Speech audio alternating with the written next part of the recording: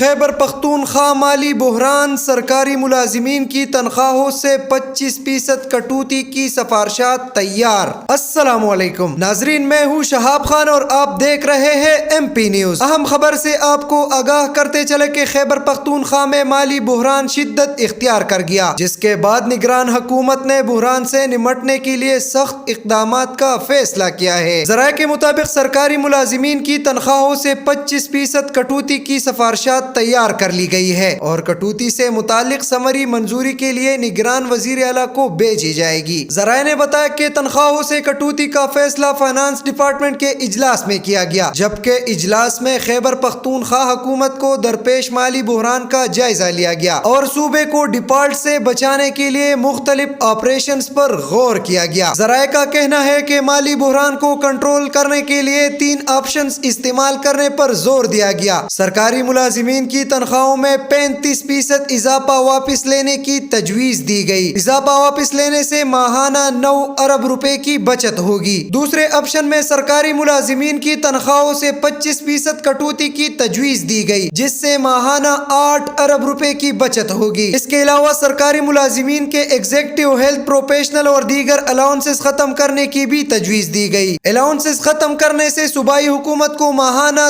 2 ارب روپے کی بچت ہوگی۔ صوبے کو MTI اسپتالوں میں سخت مالیاتی نظم و ضبط قائم کرنے کی بھی تجویز پر غور ہے۔ میڈیا سے گفتگو میں نگران وزیر اطلاعات خیبر پختونخوا فیروز جمال شاہ کا کہنا تھا کہ صوبے میں مالی بحران کے خاتمے کے لیے مختلف آپشن زیر غور ہے۔ بہت شکریہ۔ مزید ویڈیوز اور اپڈیٹس کے لیے دیکھتے رہیے M P news. M P news Swat سمیت ملکی اور غیر ملکی خبریں آپ تک پہنچائے سب سے پہلے۔